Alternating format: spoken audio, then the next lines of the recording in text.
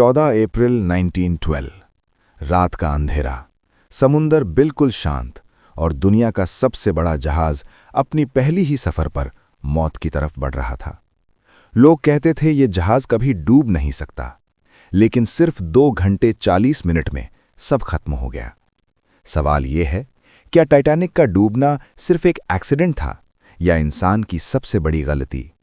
RMS Titanic एक ऐसा नाम जो आज भी हिस्ट्री का सबसे बड़ा ट्रेजेडी माना जाता है। 1912 में बनाया गया ये जहाज उस वक्त दुनिया का सबसे बड़ा और लग्जूरियस शिप था। इसमें लगभग 2200 लोग सवार थे और उनमें से 1500 से ज्यादा लोग कभी वापस घर नहीं लौट पाए। सब कुछ नॉर्मल चल रहा था।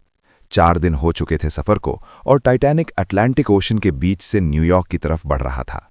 लेकिन इसी दिन टाइटैनिक को कई बार वार्निंग मिली थी, आइसबर्ग्स की वार्निंग।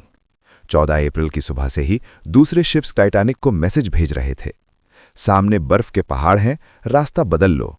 लेकिन एक बड़ी गलती यहां हुई। टाइटैनिक ने स्पीड कम नहीं की। कैप्टन ने थोड़ा डायरेक्शन चेंज किया पर स्पीड वही रखी, लगभग 22 नॉट्स।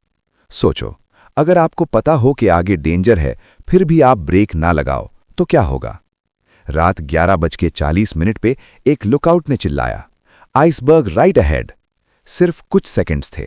शिप को मोड़ने की कोशिश हुई, इंजन रिवर्स किए गए, पर देर हो चुकी थी। टाइटैनिक आइसबर्ग से सीधा नहीं टकराया, बल्कि उसके साइड से स्क्रैप हुआ और इसी वजह से उसके बॉडी में छोटे छोटे क्रैक्स बन गए। ये क्रैक्स इतने डेंजरस थे कि एक साथ 5 कंपार्टमेंट्स में पानी भरने लगा। जहाज डिजाइन हुआ था सिर्फ 4 कंपार्टमेंट्स डैमेज होने तक सरवाइव करने के लिए। यहां 5 टूट चुके थे। Game over.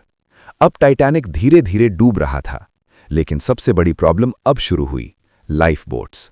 टाइटैनिक पर जितनी लाइफ बोट्स थीं, उनमें सिर्फ आधे लोग ही बच सकते थे। मतलब शुरू से ही आधे लोगों की मौत लिखी जा चुकी थी। और शॉक की बात, कई लाइफ बोट्स आधी खाली ही चली गईं। लोगों को समझ ही नहीं आ रहा था कि सिचुएशन कितनी सीरियस है। रात बढ़ती गई, पानी ऊपर चढ़ने लगा, लोग पैनिक होने लगे।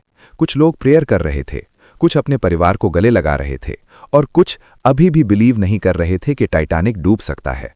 2 घंटे 40 मिनट के बाद सुबह के 2:20 पे टाइटैनिक 2 टुकड़ों में टूटकर समुंदर के अंदर समा गया। ठंडी रात, बर्फ जैसा पानी और हजारों लोग समुंदर में गिर गए। कुछ मिनट के अंदर ही ज्यादा लोग ठंड से मर गए। पर कहानी यहीं खत्म नहीं होती। एक्सपर्ट्स कहते हैं ये सिर्फ आइसबर्ग की वजह से नहीं हुआ, बल्कि एक चेन ऑफ मिस्टेक्स की। स्पीड कम नहीं की गई, वार्निंग्स इग्नोर हुईं, लाइफ बोट्स कम थीं और कम्युनिकेशन में भी गलती हुई। कुछ थ्योरीज कहते हैं उस रात हवा और टेम्परेचर ने एक इल्यूजन क्रिएट किया, जिससे आइसबर्ग टाइम पर दिखाई नहीं दिया। मतलब नेचर भी उस रात टाइटैनिक के खिलाफ था। अब सवाल फिर वही, क्या यह सिर्फ एक बदकिस्मती थी या इंसान की ओवर कॉन्फिडेंस? टाइटैनिक को अनसिंकेबल बोला गया और शायद इसी ओवर कॉन्फिडेंस ने उसे डुबा दिया। ये कहानी सिर्फ एक शिप की नहीं है, ये कहानी है इंसान के ईगो की और नेचर की पावर की। टाइटैनिक हमें एक लेसन देता है, कभी भी टेक्नोलॉजी या पावर पर इतना भरोसा मत करो कि तुम नेचर को इग्नोर कर दो। आज भी टाइटैनिक का रेक समुंदर के 12,000 फीट नीचे पड़ा है। एक खामोश याद उस रात की जब दुनिया ने अपनी सबसे बड़ी गलती देखी। तो तुम क्या सोचते हो, टाइटैनिक का डूबना गलती थी या किस्मत?